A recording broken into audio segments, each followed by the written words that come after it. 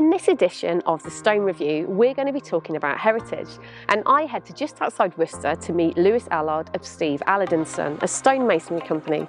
And a little later on, our very own Charlotte goes to meet Max Cunningham of Rock Revelations at the White Kitchen Company. This edition is kindly sponsored by D. Zambellis.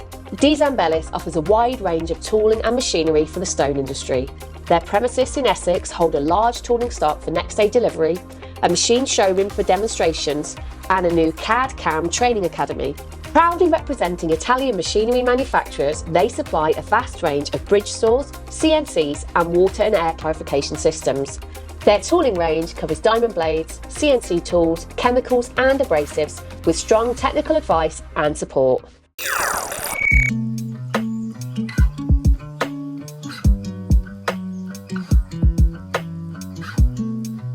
I've come to just outside Worcester to meet Lewis Allard of Allard & Son. Lewis is a sixth generation stonemason and knows a thing or two about heritage and how important it is that we continue with the craft of stonemasonry. You're now the sixth generation of your family. Like, have you got sort of early memories of perhaps being with your dad and like working with stone? Do you think it's always been in your blood? I think it's always been, one, I've always loved the machinery, so I've always messed around, with normally breaking things. I got to 16, I was like, I don't really know what I'm going to do. Kind of sort of fell into it, and then the more I did it, the more I loved it. Tried working with Dad, he tried teaching me. I'm left-handed, he's right-handed. We don't tend to have the patience with each other, so he kind of just said, right, there's the tools, just get on and do it. And it's obviously worked out pretty well. And it worked out right, yeah. So I've kind of, obviously, I've shadowed my old man for a long time, so you learn from watching, well, I think one of the best. So you're obviously passionate about getting young people into the craft, aren't you? The biggest problem we're finding now, and a lot of masonry companies, I think, are in the same boat as us, is the work's out there, the old buildings aren't getting any better, and I think there doesn't seem to be enough youngsters coming in. I think the way it is at the moment is college based. I don't think that is, it's good to learn obviously the basics, but I think in what we do, so the full restoration, so sawing the stone, carving it, cutting the old stone out and fixing, that I think you can only learn that with experience on site alongside an experienced firm. I know there is in-house apprenticeships you can do, but it's a lot of financial burden for, unfortunately, us as employers to take on a youngster. When we're thinking about heritage, if I said the word heritage to you, what does it mean to you? When you're working on a piece of stone, especially an old, repairing and restoring an old building, what work went into that original piece of stone. Especially you would. Yeah. And you think, also, they didn't have the machinery that we've got today, and the power tools, which makes it a little bit easier. But I think when you're working on something, someone put all their heart and soul in with a mallet and chisel. So it's personal. Personal, and and that goes to the conservation side of it as well. Is you don't want to. I hate removing anything that is still fine.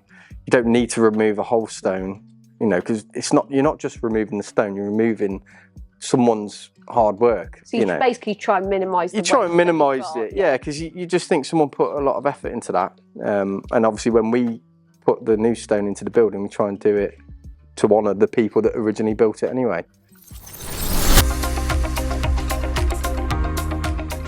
The Lettering Arts Trust relaunched its art and memory collection at Grimsthorpe Castle in Lincolnshire earlier this month.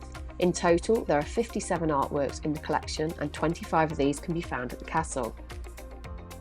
Michael Shepherd has been appointed Executive Director of Cathedral's Workshop Fellowship, CWF, following the retirement of his predecessor, Francis Cambrook. While it's mainly known for plants, this year's event was a great showcase for natural stone in landscaping and features. Many of this year's winning gardens featured stone including slate, limestone and sandstone. The Abraxas Academy will be running a carving course from the 2nd to the 5th of September at Bradmore Woods, West Acre in Norfolk. Caesar Stone has announced the appointment of a new head of customer service for the UK and Republic of Ireland. Ashlyn Murray has taken on the role and has worked with high-end brands including Hermes. For more on these stories and further news, please head to stonespecialist.com.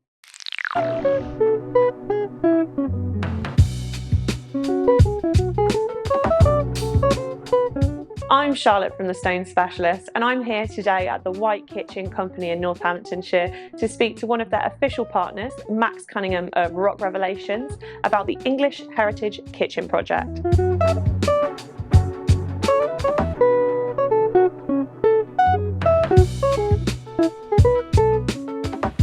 How did you get involved in this particular project? Christopher came to us about this new project with English Heritage, where he wanted to make a really beautiful new display, showing off what they can do and showing off what we could do. So all the products in here are natural stone? Correct. So we've got Calicata Oro, which is an Italian marble, and then we've got the Avocatus Green, which is a Brazilian quartzite. So we have got a nice mix of materials from complete other sides of the world, where we have done some funky edge profiles with a DuPont edge, and with the full splashbacks, where we've really made it work beautifully. How difficult was it to book match this particular piece? Wasn't easy, because essentially we needed a second slab just for this one small section to make it work.